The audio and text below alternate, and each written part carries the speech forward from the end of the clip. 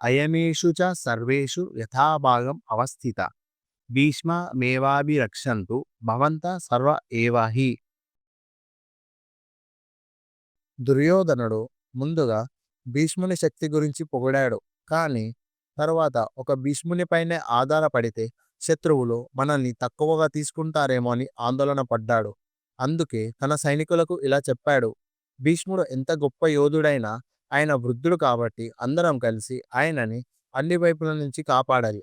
యుద్ధంలో శత్రువులు ఆయన ఒక్క వైపైన బలహీనంగా ఉందని భావిస్తే అది వారికి అవకాశం అవుతుంది. అందుకే ఎవరు తమ స్థానాన్ని వదలకుండా సైన్యాన్ని గట్టిగా కాపాడాలి. అతనికి ఒక నమ్మకం ఉంది. మన విజయానికి ప్రధాన కారణం భీష్ముడు. ఆయనతో పాటు ద్రోణాచార్యుడు కూడా మనకే మద్దతు ఇస్తారు. పాండవుల పట్ల వారికి కొంత ప్రేమ ఉన్నా ద్రౌపదిని అవమానించినప్పుడు వారు ఏమీ చెప్పలేదు.